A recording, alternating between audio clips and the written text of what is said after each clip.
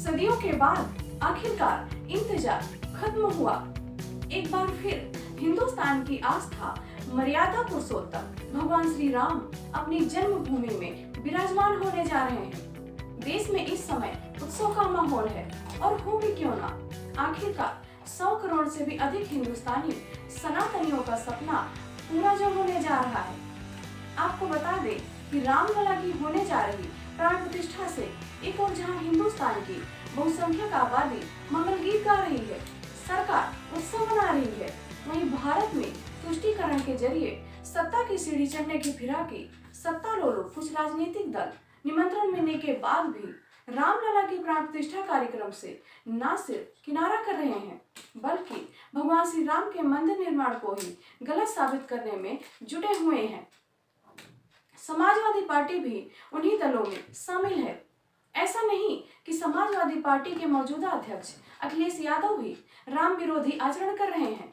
उनके पिता मुलायम सिंह यादव ने 1990 में राम भक्तों के खून से अयोध्या को लाल करवा दिया था।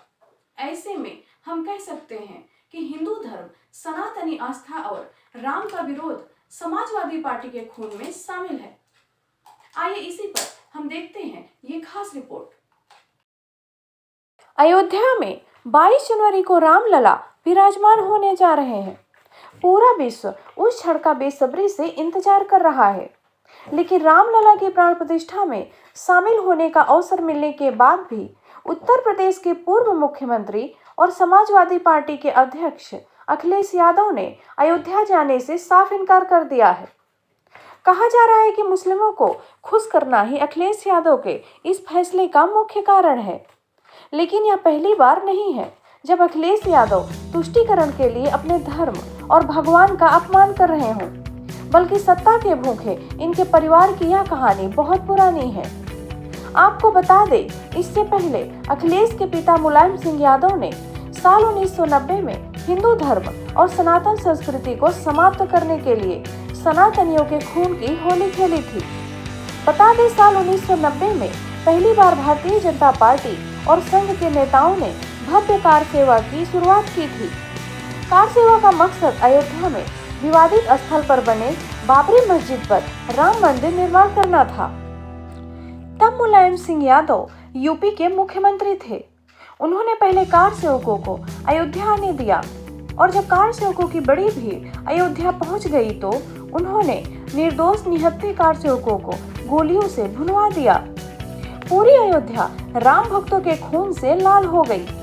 राम सेवकों के शवों को रेत की बोरियों से बांध सरयू में फिकवा दिया गया। कहा जाता है कि मुलायम सिंह यादव ने ऐसा इसलिए किया जिससे वह मुसलमानों के प्रिय बन सके और यूपी की सत्ता सदैव उनके चरणों की दासी बनी रहे। इस घटना के बाद मुल्ला कहे जाने वाले मुलायम सिंह सनातन विरोध की कहानी यही खत्म होती। मुलायम सिंह के सहयोगी रहे उदय प्रताप सिंह के मुताबिक 1990 के जुलाई महीने में एक दिन वीपी सिंह ने उन्हें फोन कर दिल्ली बुलवाया। वीपी सिंह उस वक्त भारत के प्रधानमंत्री थे, लेकिन मुलायम सिंह यादव ने दिल्ली जाने से इनकार कर दिया। दरअसल बीएचपी के कई नेताओं ने नवंबर 1989 में अयोध्या में राम मंदिर का शिलान्यास कर दिया। इसके बाद पुलिसिया कार्रवाई में सैकड़ों कारसेवकों को गिरफ्तार कर लिया गया।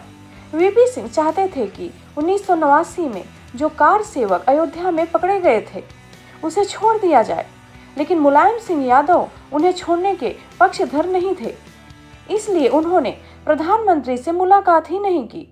हालांकि जब विरोध बढ़ता गया तो मुलायम सिंह को घुटने टेकने पड़े और मजबूरी में राम भक्तों को छोड़ना पड़ा। इस घटनाक्रम के बाद मुलायम को यूपी की गद्दी गंवानी पड़ी और यूपी की सत्ता पर कल्याण सिंह को बैठने का अवसर मिला। मुलायम सिंह यादव की मक्कारी से आहत हिंदू समाज ने 1992 में एक बार फिर अयोध्या का रुख किया।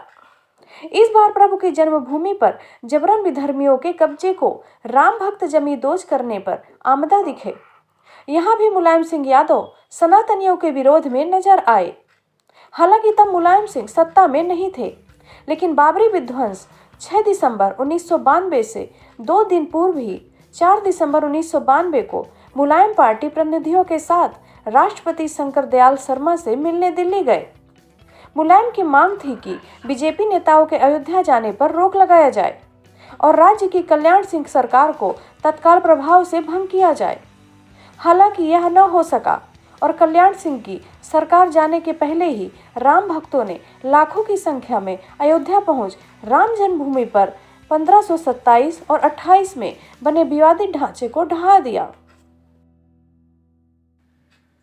यह रिपोर्ट सुनकर आपको मालूम ही चल गया होगा कि समाजवादी पार्टी का आधार ही सनातन और हिंदू धर्म के विरोध से जुड़ा हुआ है। अखिलेश यादव तो बस उस आधार पर हिंदुओं को तोड़ने, हिंदू को अपमानित करने, हिंदुओं में जातिवादी नफरत फैलाने और मुस्लिमों को रिझाने में जुटे हुए हैं, जिससे किसी तरह से सत्ता के सिंहासन तक पहुंच जाएं और भारतीय संस्कृति और सनातन धर्म का वह अपने पिता की ही तरह पतन कर सके।